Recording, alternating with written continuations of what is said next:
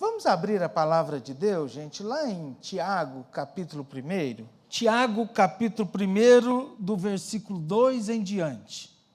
Meus irmãos, tende por motivo de toda alegria o passardes por várias provações, sabendo que a provação da vossa fé, uma vez confirmada, produz perseverança.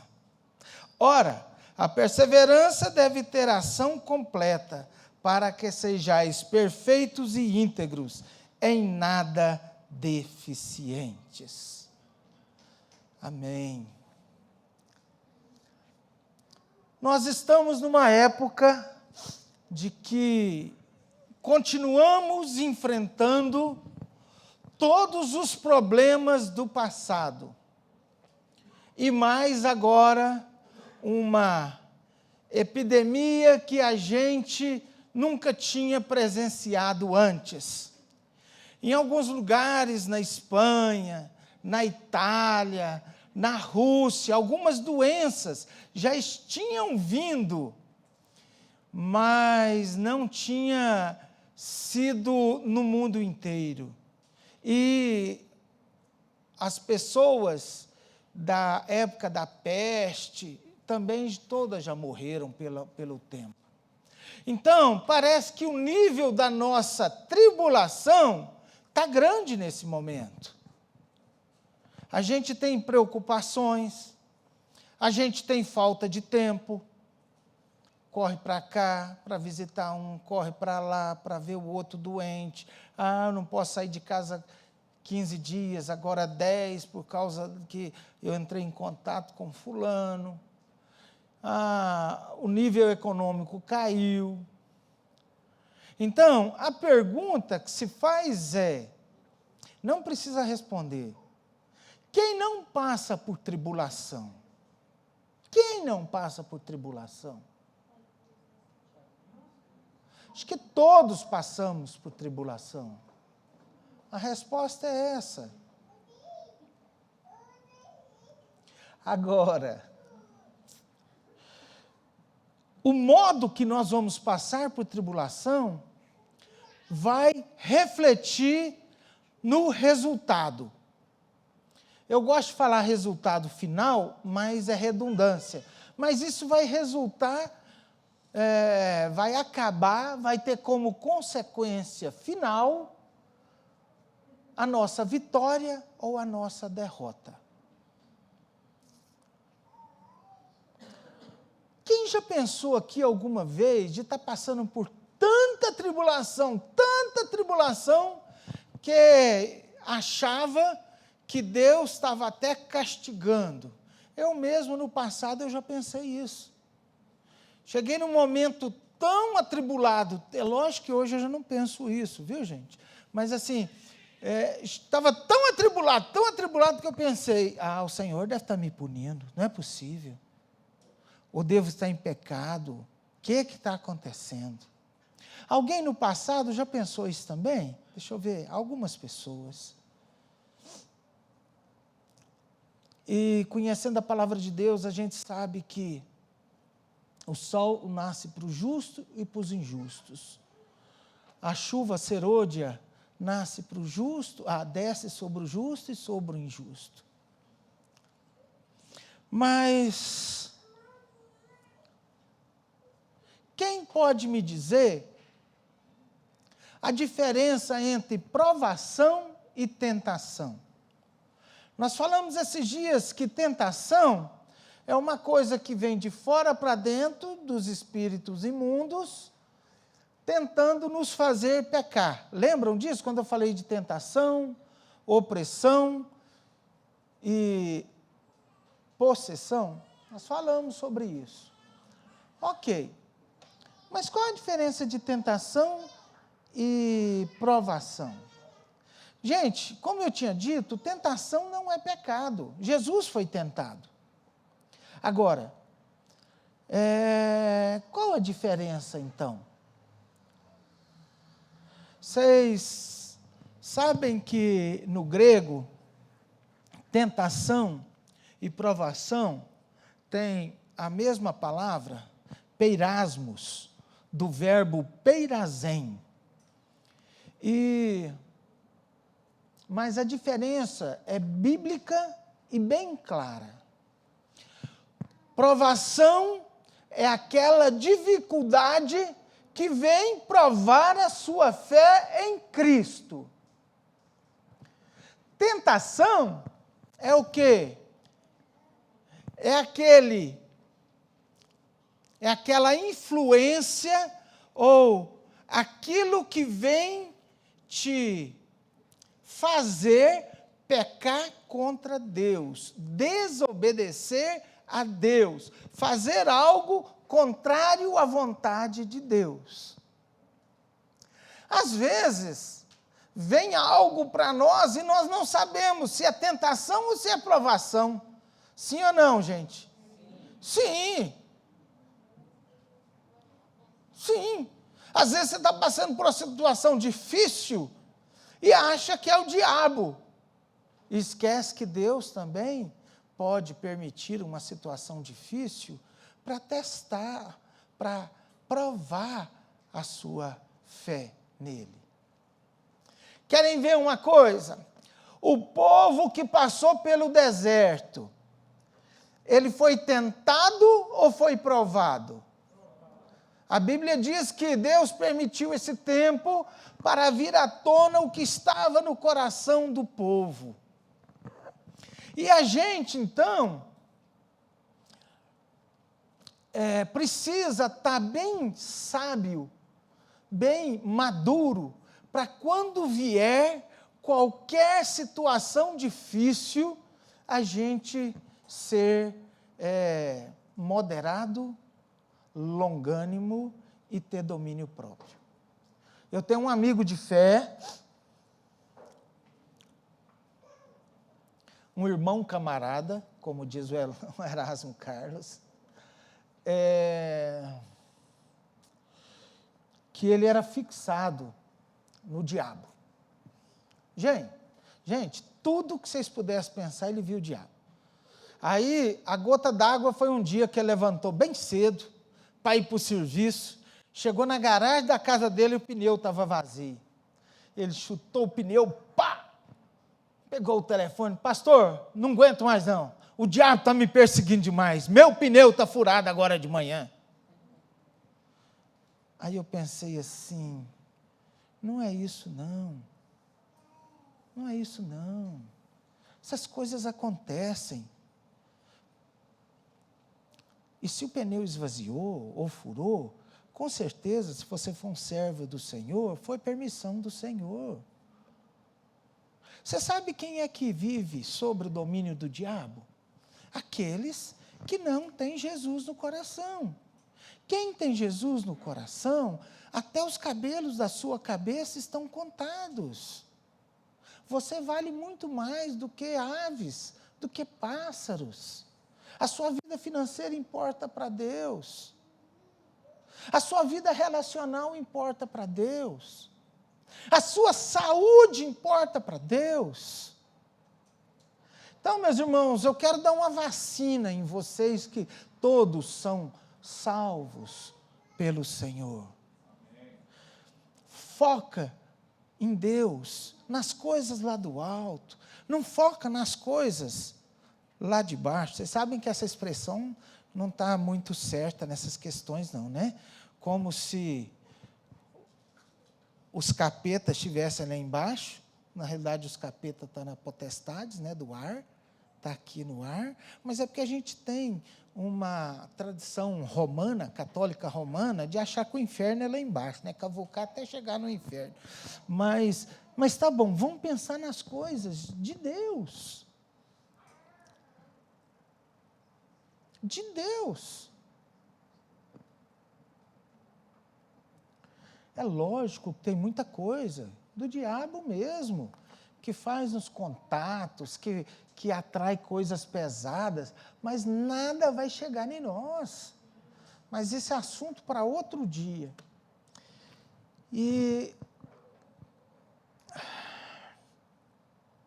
falando desses versículos que nós lemos, aqui tem uma coisa interessante. motivo de alegria por várias provações. Ou seja, várias dificuldades, você vai ficar alegre? Não, mas se você for maduro, você vai saber, isso está acontecendo para o meu crescimento. Eu sou de Jesus, eu não sou do capeta. Agora, se o capeta estiver tentando, jogando seta, armando cilada para mim, ele vai se dar mal. Por quê? Porque eu não afastarei do meu Deus. Eu vou estar buscando a Deus e ele vai ser frustrado. Se for uma provação, que boa oportunidade de mostrar para Deus que eu o amo, verdadeiramente, independente das circunstâncias. Só que na hora da dificuldade a gente parece que esquece toda a teologia, a autoteologia nossa, né? Nós esquecemos tudo. A gente só vê aquele terror. Perdi o emprego, ai meu Deus do céu. Pegou Covid, oh meu Deus. Então nós precisamos colocar as circunstâncias debaixo dos pés de Cristo na nossa vida.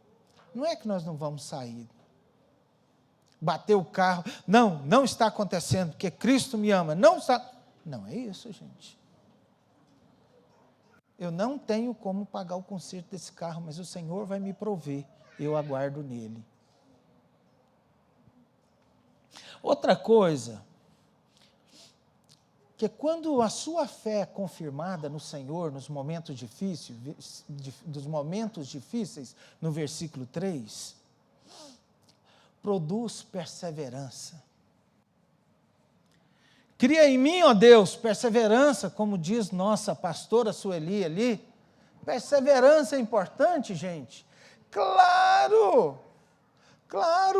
Se você não perseverar na escola, você vai aprender alguma coisa.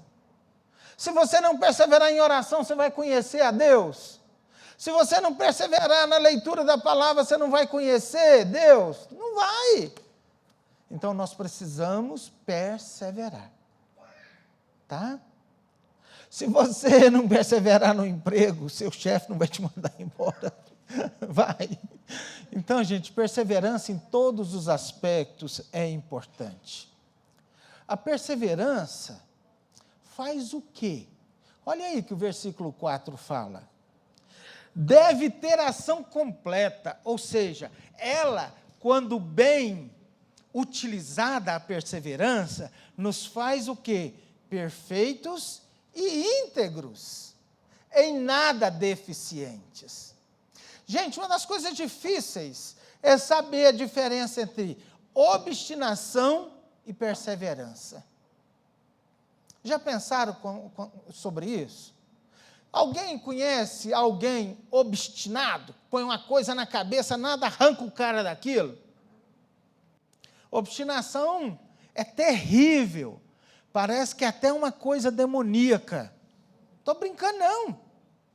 Obstinação é aquela pessoa cabeça dura, que você mostra a verdade, parece que não entra na cabeça da pessoa. Por isso que eu estou falando que parece que é até alguma coisa maligna. Ser perseverante é uma coisa. Ser obstinado, está dando tudo errado, você está vendo que não é aquilo, está todo mundo falando, e você está lá. Aquele negócio está dando prejuízo e você está lá.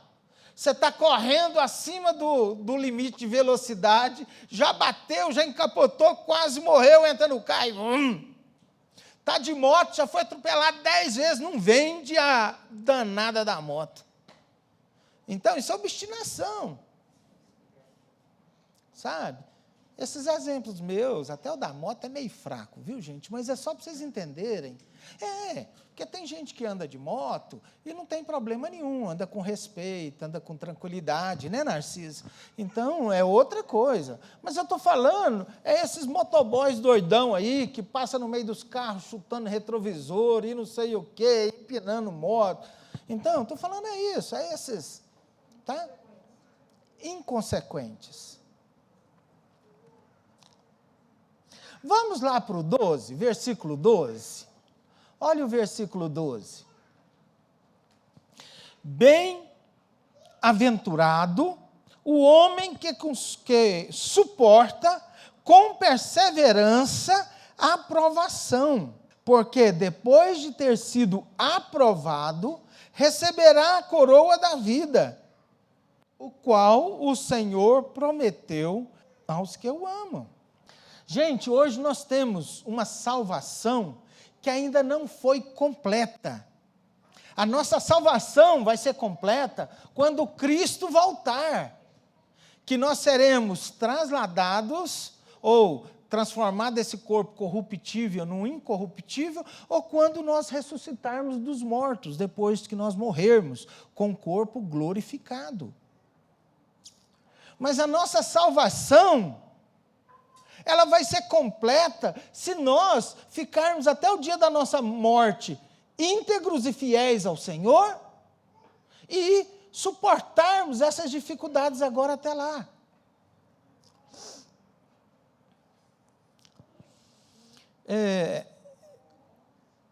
Para me respaldar aqui na perseverança, que é uma palavra muito simples, muito qualquer pessoa sabe, mas significa aquele que insiste até alcançar uma firmeza e uma constância.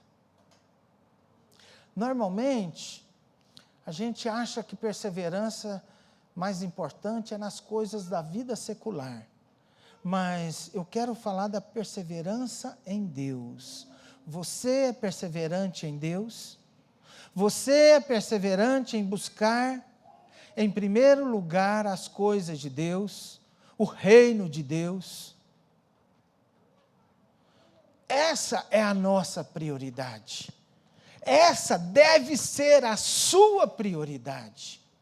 Uma firmeza, uma constância. Então, vamos lá. Você deixa de ler a Bíblia por qualquer coisa? Alguma coisa aconteceu que você está sem tempo? Aí a primeira coisa que você elimina para ganhar tempo é a leitura da palavra? Você está meio corrido, a primeira coisa que você deixa de fazer no correria do dia a dia é de orar? Então isso não está sendo a sua prioridade. Então você não está perseverando no reino de Deus, nas coisas de Deus. E eu não podia deixar de falar. Sexta-feira você teve uma dificuldade com a sua esposa. Sexta-feira você teve uma má notícia. Primeira coisa que vem na cabeça de alguns é o seguinte, que ele ficou depressivo, irritado. Domingo eu também não vou na igreja. O que tem a ver a igreja com aquele problema relacional, com aquela sua gripe, com aquela sua dor de barriga? O que tem a ver as coisas de Deus com isso? Gente, isso eu estou falando não é para encher a igreja, não é nada disso, porque isso fala sobre perseverança. Por exemplo, o que vocês estão fazendo aqui, com esse tanto de Covid aí?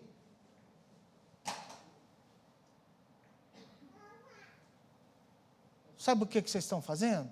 Priorizando o reino de Deus. É isso que vocês estão fazendo. E a gente precisa ter isso muito claro na nossa vida. E a gente não precisa ser radical. Nós não precisamos de radicalidade, mas nós precisamos de firmeza. Precisamos de firmeza, meus irmãos. Se nós aqui, que nós temos só um evento agora nessa época de Covid, que é a celebração, você não tem que marcar uma festa para um sábado, para uma sexta, em vez de ser domingo, na hora do almoço? Ah, não, mas vai ser 2 horas da tarde. Ótimo, mas prioriza o reino de Deus. E quando tiver célula? Gente, na célula às vezes é difícil demais. Você chega do serviço cansado, torrado, fedendo, suor, com fome. E muitas vezes você toma um banho muito rápido, nem relaxa, tem que ir para a célula. Esses dias eu falei aqui sobre aquele entendimento, sobre onde 2 ou 3 estiverem reunidos, ali eu estarei. É o Deus Todo-Poderoso que está aqui essa manhã. Lembram do versículo? A fiel testemunha, o soberano dos reis da terra, o Todo-Poderoso, aquele que nos ama. Ele está aqui. Não é um menino crucificado. Foi o que eu falei semana passada, lá no plano. Não é Jesus crucificado. Não é o Jesus humilde. É o Jesus glorificado. É o soberano dos reis da terra. Então, priorize as coisas de Deus. Priorize. Vamos lá. Eu vou dar um exemplo aqui que não é muito certinho, mas até no seu emprego, se está alguém precisando de um aconselhamento, de uma oração, priorize. Não, aqui é lugar de trabalho. Então marca para depois, mas não deixe essa pessoa sem você plantar a semente do Espírito Santo na vida dela, da palavra de Deus na vida dela. Tá? Não, depois eu falo. Aí chega no final do dia, você está cansado, você nem procura a pessoa. Não, isso é priorizar o reino de Deus.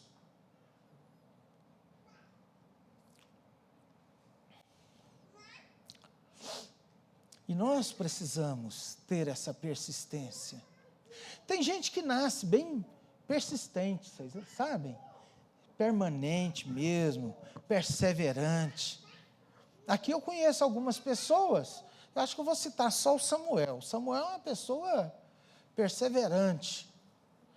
Outras não são tão perseverantes, mas a perseverança é um dos exemplos que eu tenho do Samuel. E alguém pode citar, eu também sou, o outro também tá, beleza.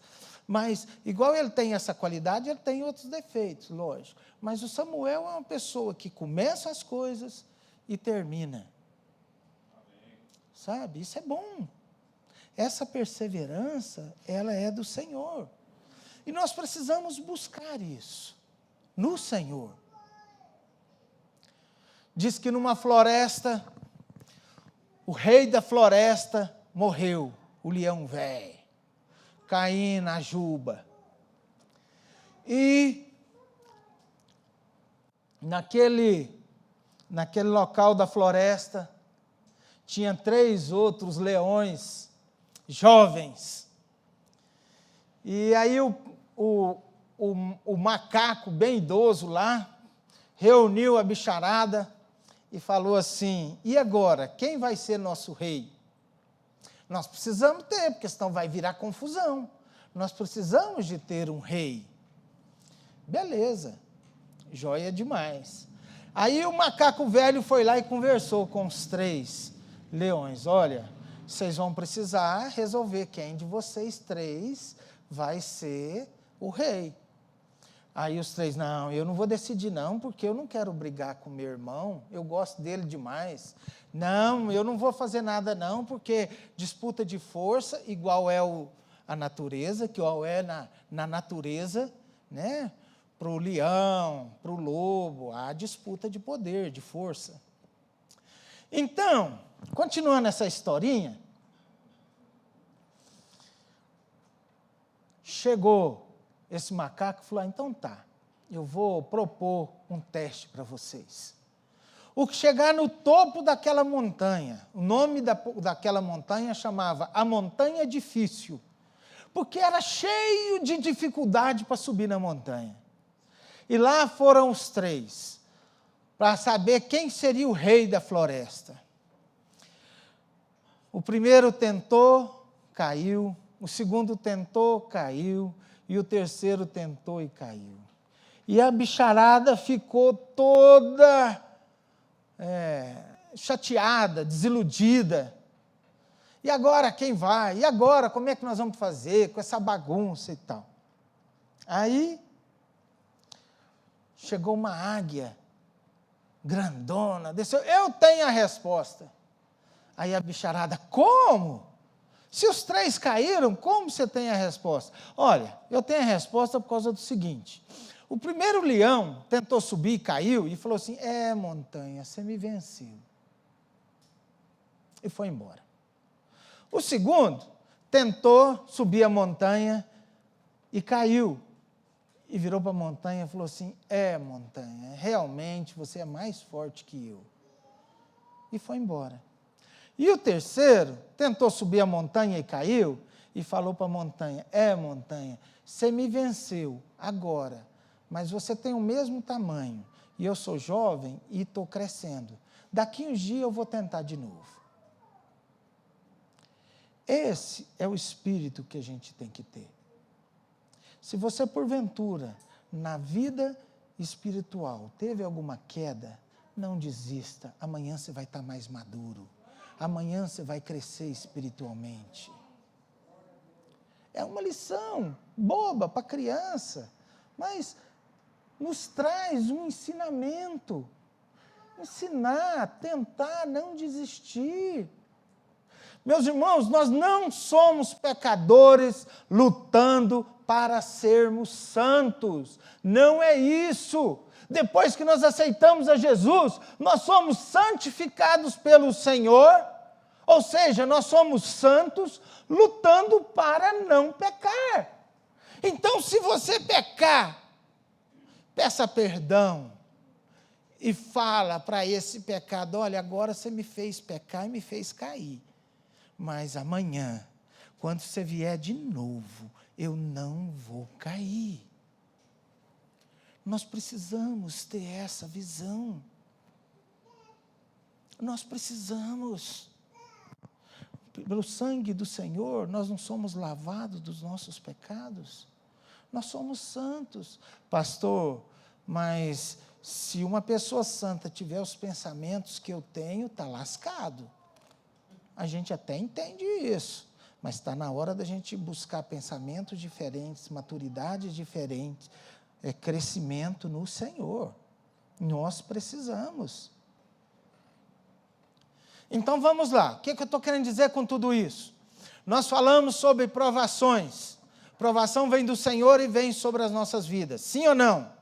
Sim. Provação é do diabo? Não. Provação é para Deus nos amadurecer, para trazer um bem maior espiritualmente. Os fariseus não entendiam as coisas que Jesus falava, porque Jesus falava de coisas espirituais, e eles só pensavam nas coisas carnais. Ora, pode-se nascer de novo? Jesus estava falando espiritualmente, destrua esse tabernáculo, eu reconstruirei com 3 dias. Louco, heresia. Jesus estava falando da ressurreição dele. Nós temos de pegar as coisas pelo lado espiritual. E olha, o fim da sua aprovação, se você for aprovado, a gente já sabe. É. Então vamos ler lá, 2 Coríntios 4, 8 e 9. Em tudo somos atribulados. Uai, Paulo, achei que era só eu. Somos, então você também. Porém, não angustiados, perplexos. Nossa, mas isso está acontecendo comigo. Mas não desanimados. Eu sei que eu vou vencer. Eu vou lutar. Gente, às vezes a gente fica perplexo com o que está acontecendo com a gente demais. Demais. E querendo ou não, parece até que a gente fica agoniado. E a Bíblia fala que nós não temos que ficar angustiados. A agonia, a inquietude pode até acontecer, mas a angústia da alma, aquela que te leva até pensar em morrer, nós não podemos chegar nisso. Nós temos de pôr Deus na frente. Perseguidos, porém não desamparados. Olha o que a palavra de Deus fala. Se sua mãe e seu pai te desamparar, eu, porém, não te desampararei. Abatidos, porém não destruídos. Está lá no chão, mas deu uma tremidinha no músculo. Opa, ainda estou vivo. Deixa eu me recompor aqui. Tem gente que parece que está lá com muita tribulação, está sem força, está sem nada. Estou morrendo mesmo, deixa eu acabar de morrer de uma vez. Aí larga Deus de uma vez. Para de ler a Bíblia, para de orar, para de ter a comunhão com os irmãos. É o contrário. Se tem um pouquinho, nós precisamos de nos levantar. O Senhor está pronto para nos fortalecer. Então, nós já falamos que a tribulação traz perseverança, não falamos? E onde é que está a vitória que eu falei que eu ia falar? Eu falei só em luta até agora. Vamos ler lá em Romanos 5, de 3 a 5. E não somente isso, mas também nos gloriamos nas nossas próprias tribulações. Um manda a gente ficar alegre, e o outro manda a gente se gloriar. Tem algum princípio espiritual na tribulação. Então, não encare a tribulação como tentação. Ela pode sim ser uma tentação, mas pode ser uma provação de Deus. E não somente isso, mas também nos gloriamos nas próprias tribulações, sabendo que a tribulação produz perseverança. Firmar no Senhor, o Senhor vai me ajudar. E a perseverança, experiência em passar por tribulação. E a experiência, esperança de que um dia tudo isso vai passar. O Senhor Jesus vai voltar e tudo vai passar. Ora, a esperança não confunde, porque o amor de Deus é derramado em nosso coração pelo Espírito Santo, que nos foi outorgado. Tem um ditado que fala, sem luta não há vitória. Eu acho que não há vitória sem Jesus Cristo, mas a luta faz parte desse caminhar, sabe? Faz parte mesmo. E eu quero encerrar lendo uma passagem que eu nunca gostei muito dessa passagem, não. Mas vamos ler lá, em Lucas 18.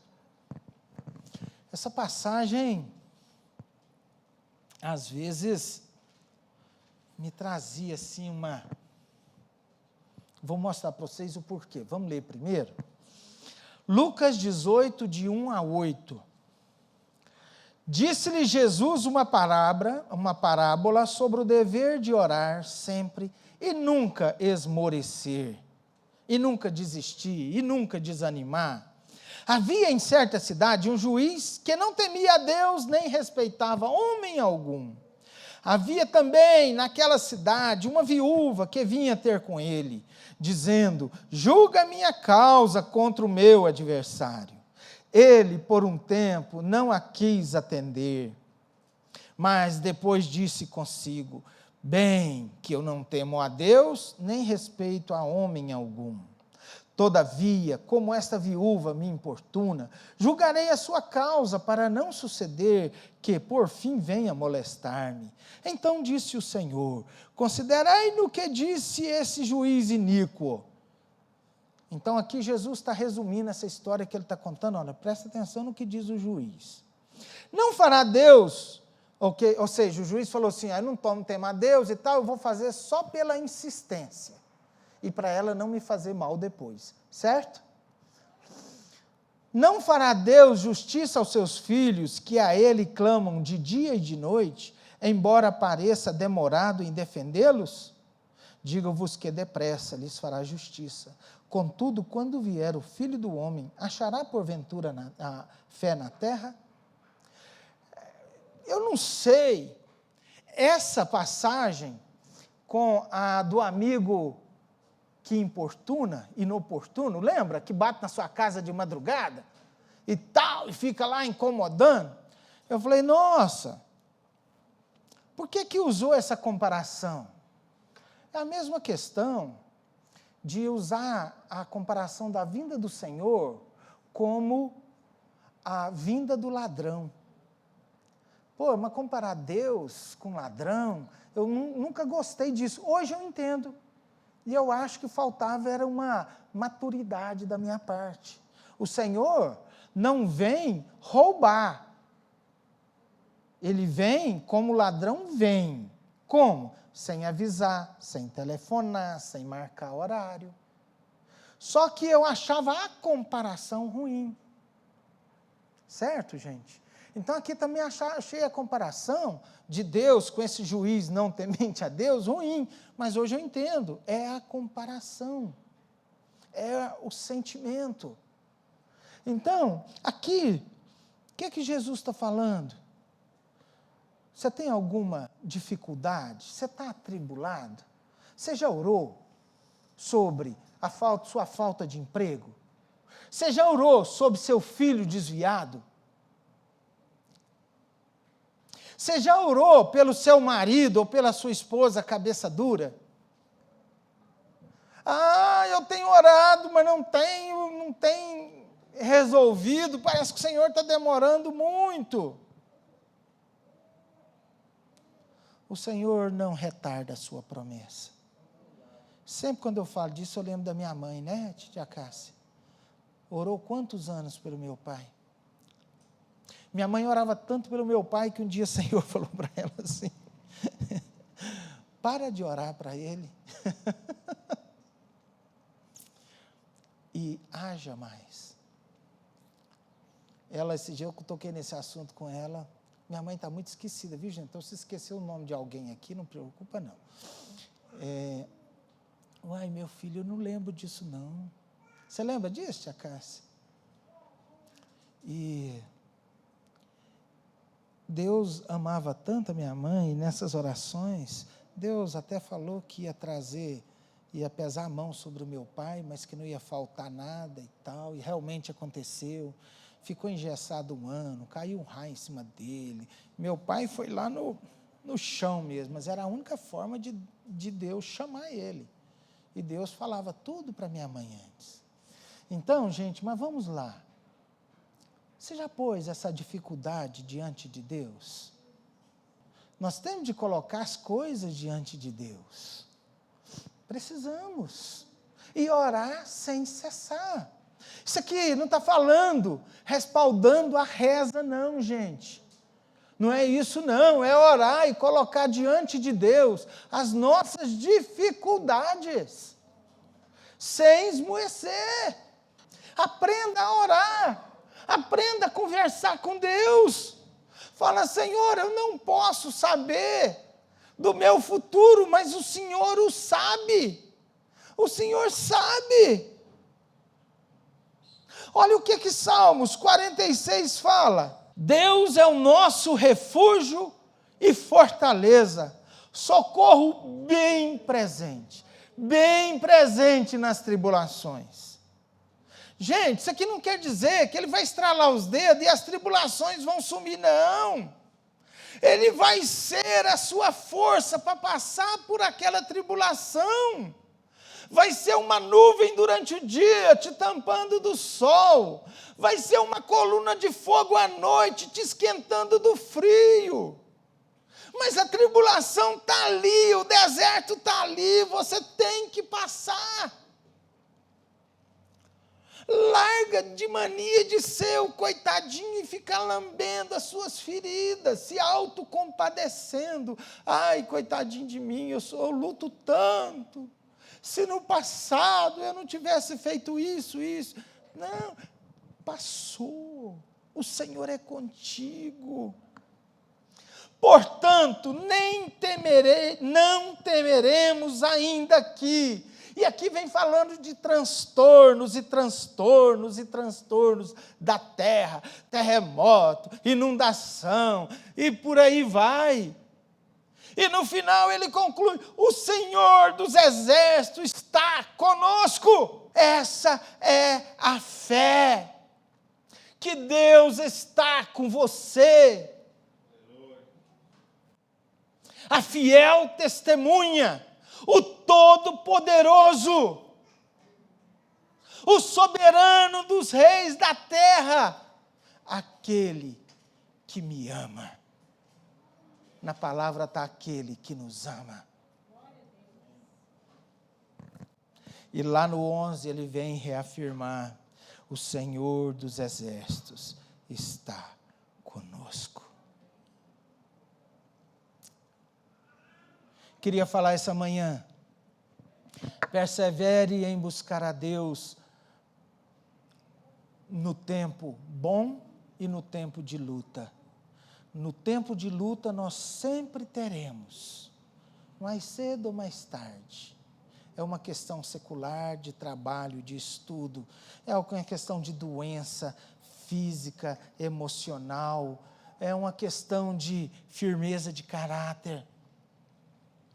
Se você mente e nunca conseguiu parar de fazer as mentirinhas, gente, eu sempre falo isso, olha, aqueles pecados, vamos ter que explicar, aquele pecado que é mais grosseiro, como adultério, assassinato, prostituição, a gente larga rapidinho, porque isso depõe muito contra a nossa vida de fé.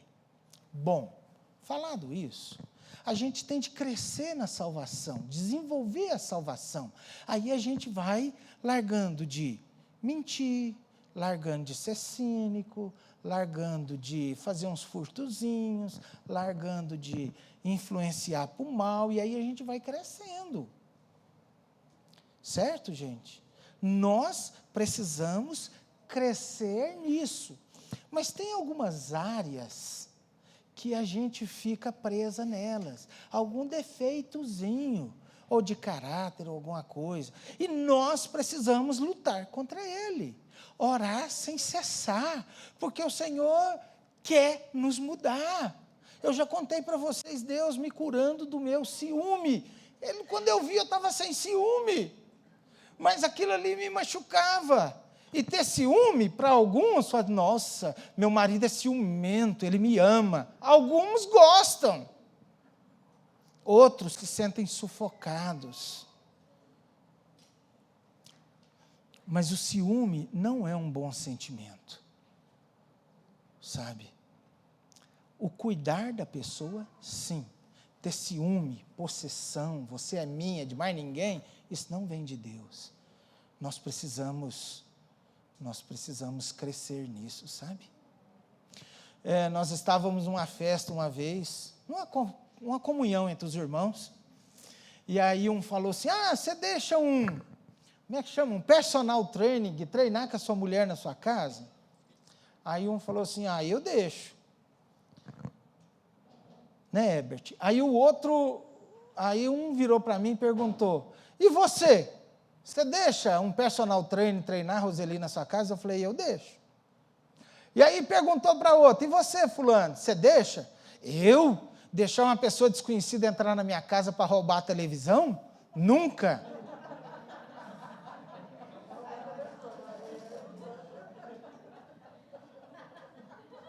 Foi assim ou não foi, Herbert? Foi.